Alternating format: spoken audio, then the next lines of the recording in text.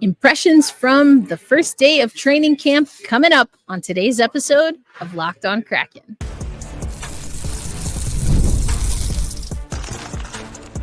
You are Locked On Kraken, your daily podcast on the Seattle Kraken, part of the Locked On Podcast Network, your team every day.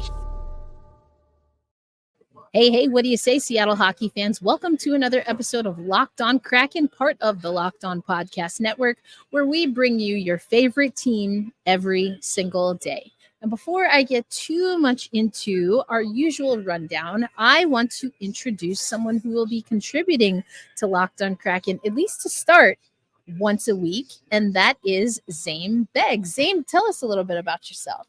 Hi, yeah, so I cover the Seattle Kraken here in Seattle. I live here. I cover every Kraken home game. Have been in hockey for quite a while. I worked for the Colorado Avalanche radio team in the late 90s. And then I moved to Seattle where I was hoping for an NHL team for about 2 decades. And finally, when one showed up, we got to cover it. And so I own Davy Jones' Locker Room, which used to be part of this SB Nation network. When SB Nation decided they didn't want to do hockey anymore, I bought the sites, I bought the assets, and I said, hey, let's turn this into something great. And so I've been working real hard with a team of others to give people the best written coverage that we can for Davy Jones' Locker Room. Well, we are so excited to have you now as one of our contributors for Locked On Kraken. We talk about the content that you and the rest of the team put out all the time on the show, and so we're happy to collaborate in this way. Thank you. Yes, for sure. So now that we know who Zaiem is and that he will be contributing here on Locked On Kraken, it is time for us to give our impressions about day one of training camp, and we're going to start with you. So I think the theme was everything is new. We have a new coach because Dave Hakstol is not there anymore. So we have a new coach Dan Bylsma with a new system. We have a bunch of new players, most of whom will not be making the NHL roster, but some will. Big free agent signings and Chandler Stevenson and Brandon Montour, of course, are going to make the roster. But you have a lot of rookies, a lot of draft picks, and everyone is just trying to get to know each other. Matty Beniers talked about just shaking off the rust. Chandler Stevenson referred to it as the first day of school. And everyone is just trying to build habits and familiarity with each other on the very first day of training camp. And that was pretty obvious. Not a lot of cohesive things going on, not a lot of strategies or systems being implemented. It was just welcome back, get your legs back. Chandler Stevenson said summer skates can't simulate the intensity of even just a training camp, let alone games, right? But just a training camp. So everyone is rusty. Everyone is new. Even if they've been here a long time, it's all new. And that was really evident as everyone's just kind of in a feeling out period. Yeah, for sure. And it's interesting that you talk about that newness because later on the episode, I want us to kind of break down what that newness is in relation to the head coaches. Because I think even though there is a lot of newness, we've also seen some very distinct things that we haven't necessarily seen from training camps in years past. So we're going to get into that. But we also want to talk a little bit about, so we heard from some players today. We got to hear from 2 of the players that we picked up in free agency. So we heard from Chandler Stevenson and Brandon Montour. And, let's start there.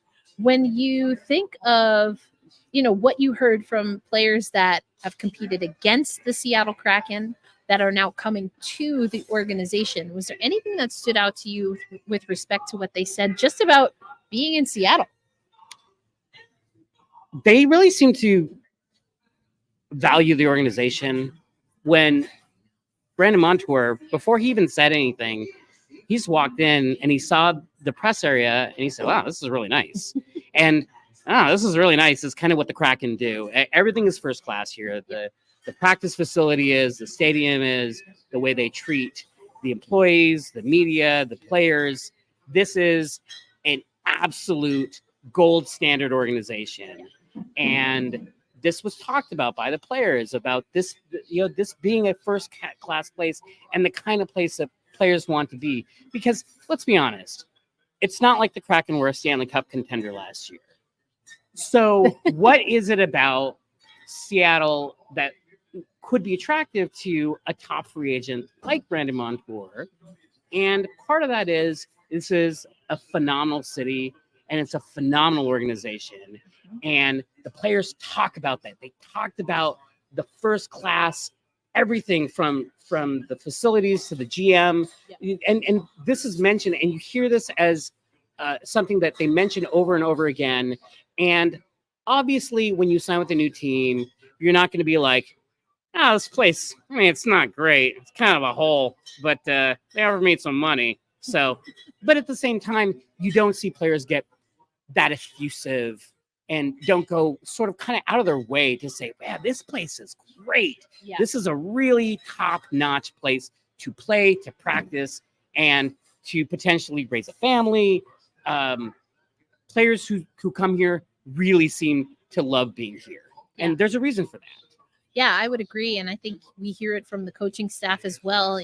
We've had Jessica Campbell on the show a few times. And one of the first conversations that we had with her before now she being an assistant for the Seattle Kraken was about her impressions about the fact that in that first training camp with Coachella Valley, there was a dedicated locker room. I love telling this story. There's a dedicated locker room to women coaches that had already been built into this facility. And she was talking to me from that space. So without even, yet having a woman on the coaching staff at the NHL level, the facilities were already future-proofing and thinking ahead to that. So, I mean, I just think that, we're at, 32 Bar and Grill right now, looking over the ice, the Zambonis out there now. I agree with you. Everything is really top notch, and I get to see the Kraken on the road, and I can attest to we do have some very nice digs here. But all right, so I want to talk a little bit about what we were able to see on the ice.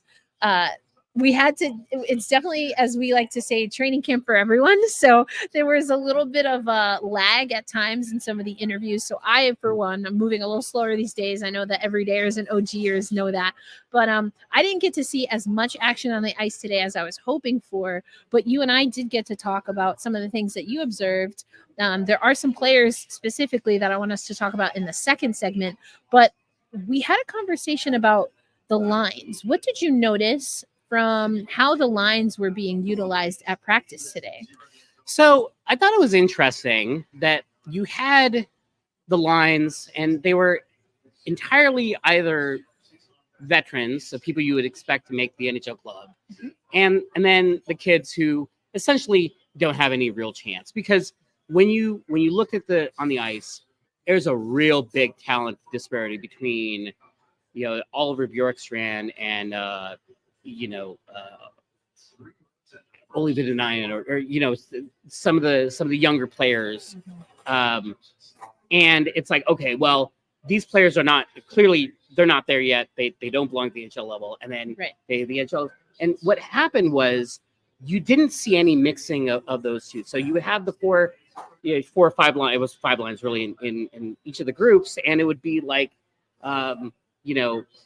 Bjorkstrand and McCain and Beniers on one line, and then you would have three of the ECHL or AHL players on another line, and you weren't mixing.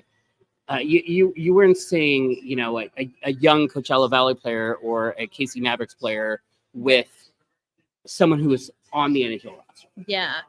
Yeah, I think that's definitely an interesting observation. And I think it goes to something that actually we're going to talk about later on the show. How much of that is also just because it's new personnel. So we do know that Dan Bylsma and Jessica Campbell are familiar with their Coachella Valley crew. And probably to some extent, some of the players that we are likely to see and have already seen with Kansas City. But how much interaction have they actually seen with the players that we are expecting fully to be on the NHL roster, because they've already been on the Kraken roster, So that's something that I definitely want to talk about later. But in the next segment of today's episode of Locked On Kraken, we're going to really dial into 4 players and kind of continue that conversation that we had earlier in the week about how maybe this is a Kraken team that just honestly needs to beef up in some areas. So we're going to talk about that coming up on today's episode of Locked On Kraken.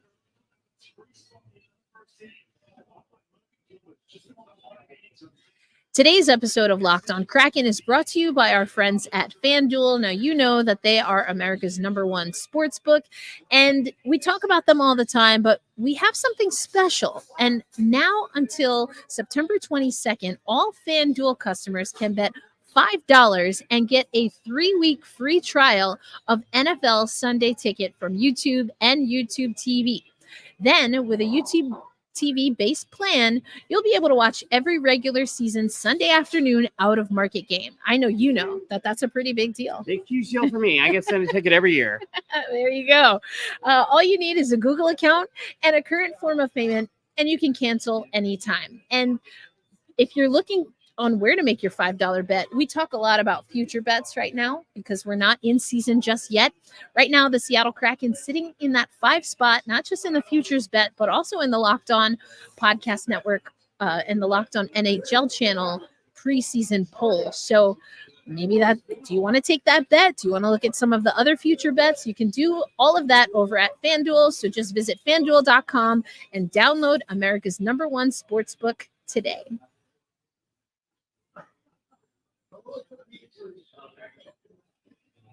Thanks, as always, for making Locked On Kraken a part of your daily destination. Erica L. Ayala here with Zaiem Beg, who's going to be joining us once a week, at least to start. I'm going to try to recruit you for more. Okay. We'll see how it goes. But we're going to be collaborating. And so we are recapping our impressions from day 1 of the main big boy camp here for the Seattle Kraken. We talked a little bit about the lines. Things definitely did kind of stay to, this is the cluster who's going to be with the Kraken. This is the cluster we're likely going to see with the Firebirds and so on. We talked a little bit about that. Impressions of just the newness, talking about how Chandler Stevenson and Brandon Montour have been impressed, and everything that helped recruit them has so far held true. And so now I want to talk about the youths. There are some players in the pipeline, some of them that we're expecting to see with the NHL, including Matty Beniers, who we heard from at the dais today. Mm-hmm. And then there's others who maybe we're looking to really make a staple with the Firebirds. I think Jagger Furcus fits into that category.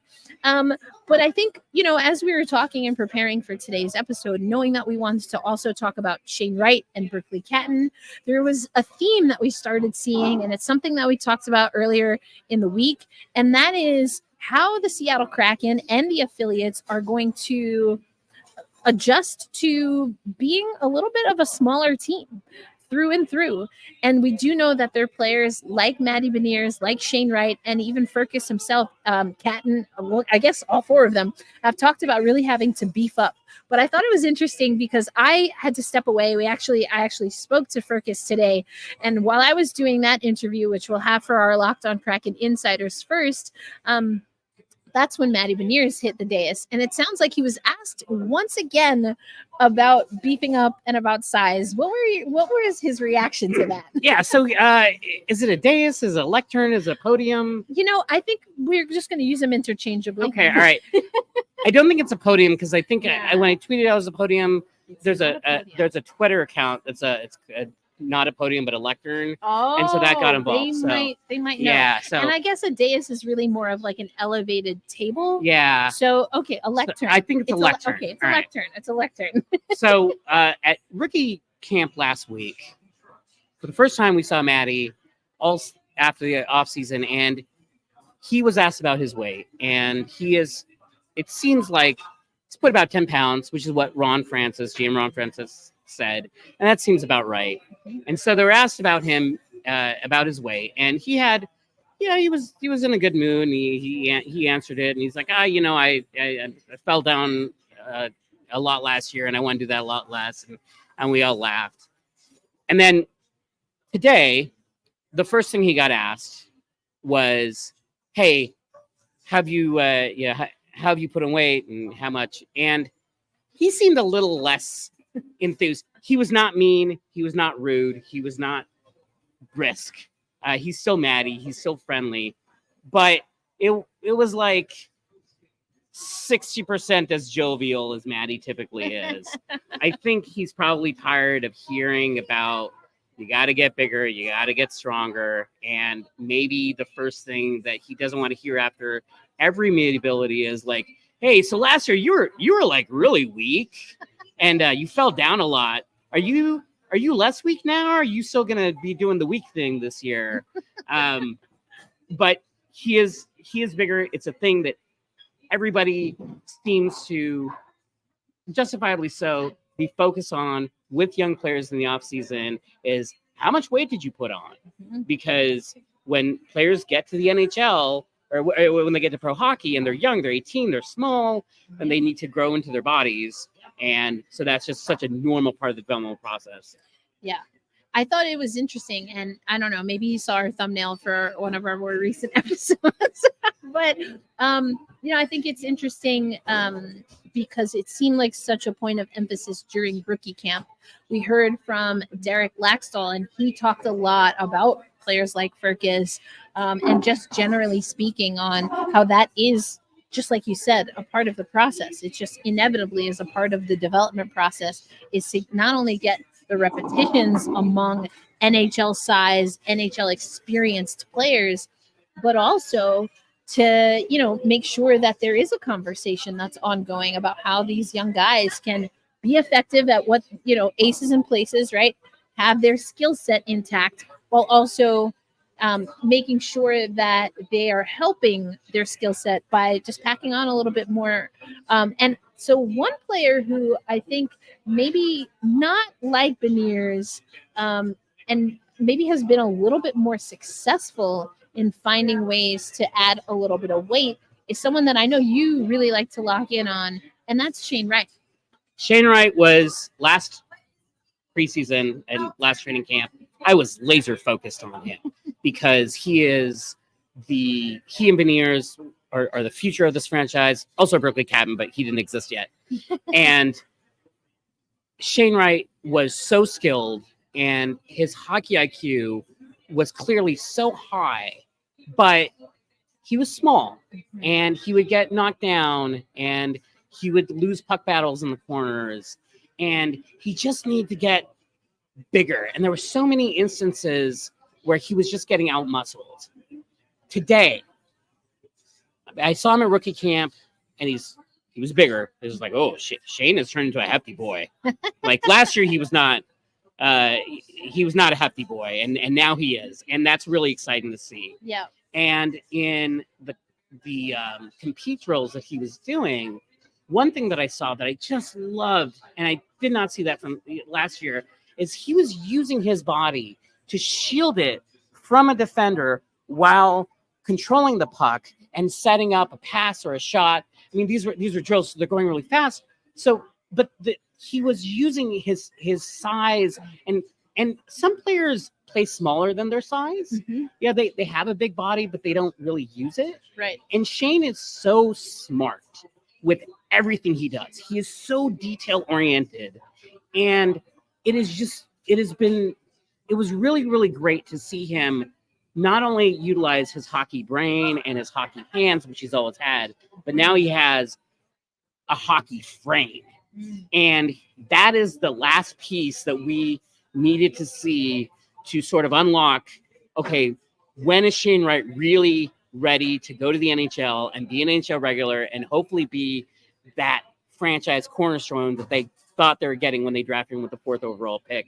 And I think he's there. He's big. He is strong. And that was not the case last year.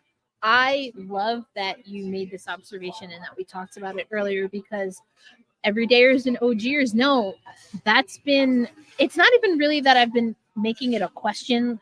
I mean, maybe on the thumbnail, because, but I've been really kind of settling into this concept that Shane Wright has every intention of making the NHL this year. Oh, absolutely. I mean, from how he's doing and conducting interviews, what he's saying in interviews, how he's prepared his body and prepared to be a leader at rookie camp and to be physically prepared in, like you said, and we're going to get to compete. You mentioned it. We're going to talk about the compete level in day one in our third segment and maybe how that's different again than what we've seen in years past. But I love that. And so even in day one, we're seeing that Shane Wright, it has definitely taken steps.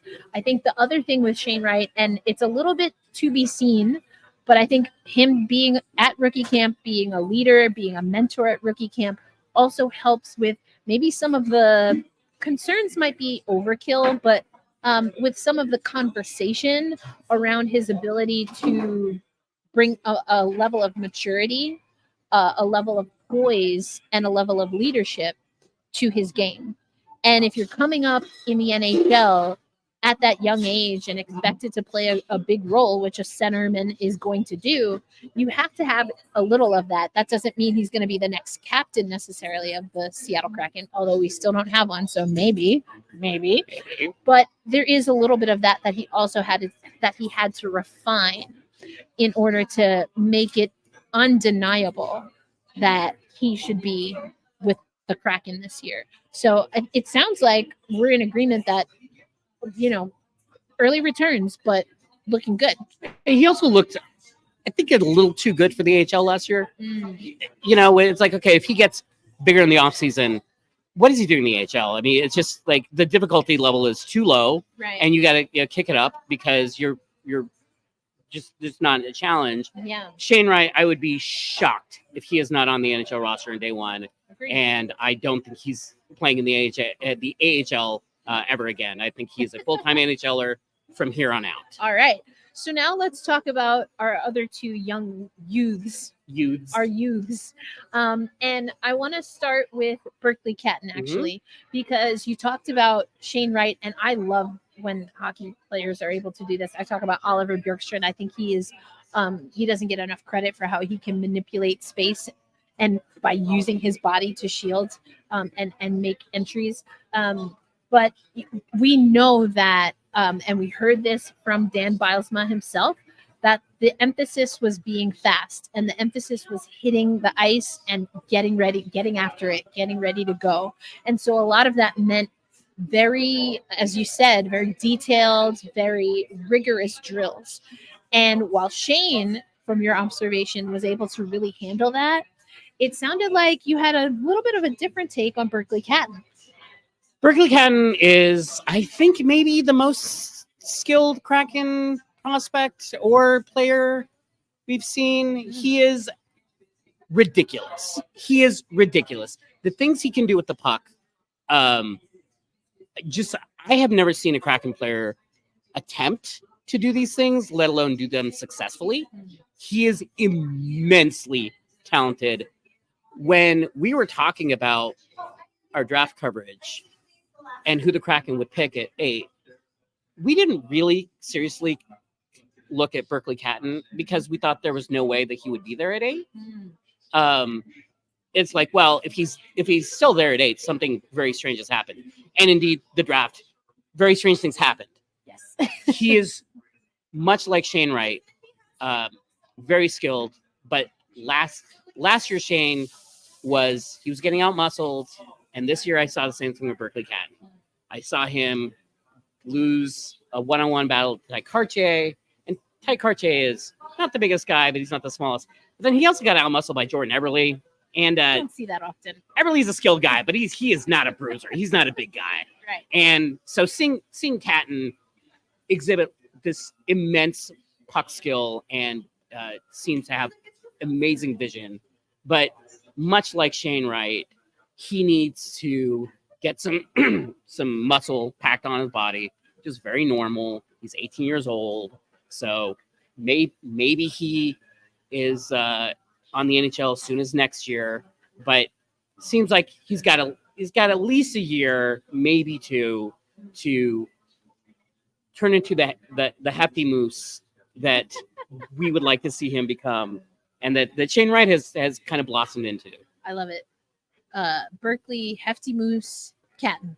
But maybe a little ambitious to assume he ever gets to Hefty Moose. Because if he's a Hefty Moose, then what is Jamie Alexiak? Oh my gosh. That's like a whole family of Right. A flock of moosin. A flock of moosin? Yeah, I think so. Moose. See, Mhm. I'm learning things already. I love having Incorrect things, but you're learning things. Well, okay. So we talked about Wright. We talked about Beniers. We talked about Catton. I do want to get to our Dan versus Dave because I think this is a really interesting segment. We're going to close out the show on this. But before we do that, now Locked on Kraken Insiders, you'll get to hear from Jagger Firkus yourself. But before we close out segment 2, or as I sometimes like to say, the second stanza, Zaiem, I would love to get your thoughts because, we talked about Catton not quite there physically. Shane Wright made huge gains physically. Matty Beniers has been open about how keeping on weight, especially when he gets into the NHL season, has just been difficult with his natural physique. So where do you think Firkus lies kind of in that spectrum? He's too small. He's 150 to 160 pounds. And that is just not big enough in the NHL. And he's not like he's 5'4". I think he's like 5'10". Mm-hmm. And last year he was really small. Like, okay, he's put on a lot of weight. And both rookie camp and then today, it doesn't look like he's any bigger. It didn't look like he had any more physical presence. These drills were real limited, and we only got a short look at Jagger before we were kind of summoned away to do some media stuff. Yeah. But what I saw and what I see from his physique is it doesn't seem any different. And we're starting to see the same things, which is he is so skilled and his shot is breathtaking. It is just actually breathtaking. He had a shot. It was a short side, and there was just like this tiny little sliver of space between the goalie and the post, and he just ripped it in there, and everyone just exploded in oohs and ahs, as he should. The Firkus Circus. There's a reason to call that. He is an absurd human being. He's just so small. Oh no. Well, I guess we'll have to hear what he has to say about that. We'll have that coming up in a future episode of Locked on Kraken, but our insiders will get that video first, unedited, Jagger and I talking at Kraken Community Iceplex. But we have our final segment, and we're going to break down what we think is different from the Dave Hakstol era and the Disco Dan Bylsma. Happy birthday, Disco Dan. What is different between these two head coach?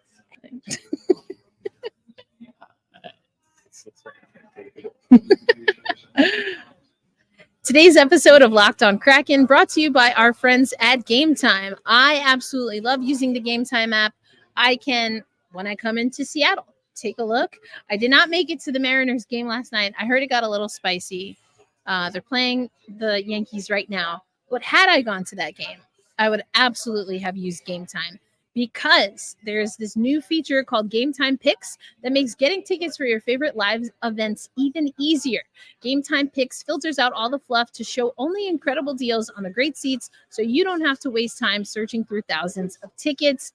I absolutely love being able to take a look at the view from the seats that I'm looking of and thinking about purchasing. I like to sit third base side when I go watch baseball games, and I can take a look, make sure there's nothing in the way, make sure I've got that net because my reaction time is not what it used to be. And I can do that all on the Game Time app. So take the guesswork out of buying tickets with Game Time. Download the Game Time app, create an account, and use promo code LOCKEDONNHL for $20 off your first purchase. Terms apply. But again, use that promo code LOCKEDONNHL. That's LOCKEDONNHL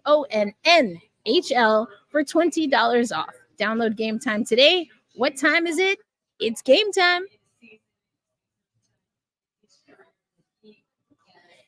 And thanks as always for making Locked on Kraken a part of your daily destination. You heard me talk about the Locked on Insiders. You can join that by texting 918-731-3154. Again, that's 918-731-3154. And you'll get first look at that conversation with Jagger Firkus. We also talked with Jack LaFontaine. Those who are everydayers and OGers, you know, we've had Jack on the show before, got to get his philosophy on goalie tandems and why having a good, solid working relationship with your goalie partner really pays off when you're making a long run in the playoffs like the Kansas City Mavericks did last year. So our insiders will get that first, and then we'll continue getting interviews right here from training camp. But right now, I want to talk about the difference between Dave Hakstol and Dan Bylsma. Now, I think there are a lot of differences. I think as media folks, we can first point to how they even approach media is very, very different. I was talking to a few of our colleagues. I will say for Dave, it felt like he was starting to warm up a little bit more. A little bit. Yeah, he even joked, which of course will not come to pass, but that he was going to start telling us who the starting goaltender was. I don't think that was going to happen, but dang it. I was hopeful. So Dave, I'll be looking out for whenever you do your next media scrums and see if you are really going to do that. But jokes aside, and other than their demeanor, disposition, and how they approach media, I think also there were some hints at the differences between the coaching styles, even in what we saw in day one. Now, in fairness, one of the very first things that we heard from Dan Bylsma was that he wanted to play fast. He played that way with the Coachella Valley Firebirds. He had the Firebirds play that way, I should say. And he made no qualms about saying that that's how he expects the Seattle Kraken to play. That was few and far between. We were kind of talking earlier over lunch. I think it was sporadic for whatever reason, sometimes under Dave Hakstol. But what I want to really talk about is we only have the one day of training camp. Were there things that stood out to you that were noticeably different from today's day one than day ones in years past? yeah, I think the personality contrast between Dave Hakstol and Dan Bylsma is interesting because Bylsma he's a little bit more jovial. He makes more jokes. He's a little bit more loose when he's talking to us. Whereas Dave Hakstol is a lot more serious and, really down to business. But when we got to training camp, this was an intense day. I mean, there was just like, welcome to camp, let's go, right? So there was just so much intensity, and the word that I think every player used between Beniers, Montour, Stevenson, and also Josh Mahura, who was signed as a defenseman from Florida over the offseason. And then Bylsma himself was the word compete. That everyone seemed to, and they mentioned this over and over again. I felt like I was watching like a Pete Carroll press conference, where he's like, always compete. And everyone just seemed so intense and competitive. And then the other word that I heard a lot was pace. That we practice with a lot of pace. Mm-hmm. And it really seems like, look, I expect the Kraken to play similarly to the way that they played under Bylsma and Coachella Valley, which is really fast, focus on the transition game, get up and down the ice. Yes. The two big free agent signings, Chandler Stevenson, Brandon Montour, they can both skate. They're both fast.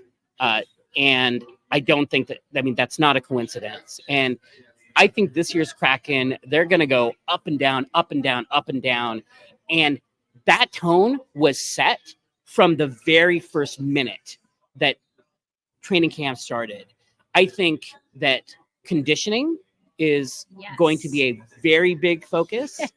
And I certainly hope that the conditioning coming into the season was maybe a little better than it has been in the past, where they've started out kind of slow and maybe not quite ready for the full speed of the NHL season once it starts. Yes, that has been a pet peeve of mine for the past 2 seasons. I think we've been talking about it coming out of training camp, that I just haven't been impressed. More so because the first month or so of the last 2 seasons seemed rough.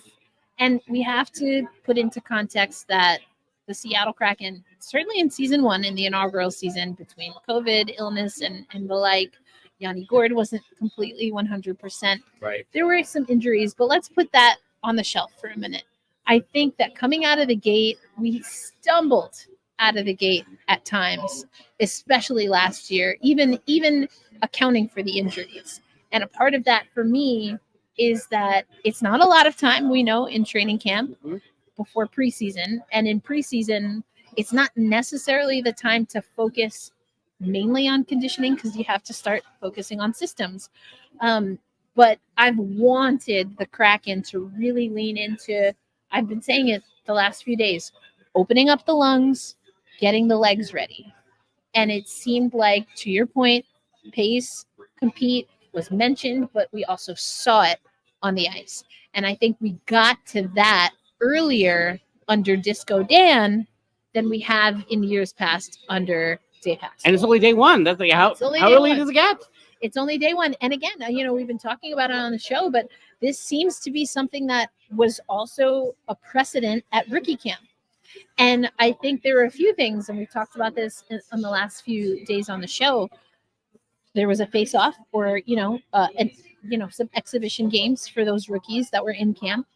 And having those games against other prospects, it already levels up the compete level, right? Because you're not just competing against people you may be competing for spots against. You actually are competing as the Kraken organization against Utah, against LA, against, San Jose. You have to embody what it means to be a part of the Kraken. And that's just a little bit of a different, psychologically, it's a different approach. And so I have been saying that I really hope that the prospects, of course, who are carry over here, that they bring that. To camp, because then that is also going to inevitably level up where the NHLers are, because they're not having to integrate young talent and help them get the NHL pace. Hopefully that has been kind of fast tracked for them by way of the competition. If you want to set a tone, the best time to do it is day 1. That's it.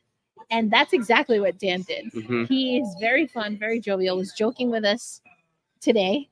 And when he was asked about what today was about, he made it very clear. I even said, okay, well, what did you do to prepare the coaching staff to make sure that that message was clear? And he was very firm in that everyone knows what the task was on day 1. And so I basically heard him saying there should be no excuses for not being ready to hit the pace that we're trying to hit. There should be no excuses for not reaching the compete level that we're trying to reach. I guess I probably heard the word compete maybe 10 times in the press conference. I mean, really, honestly, It was just over and over and over again. Compete. Yeah. Always compete.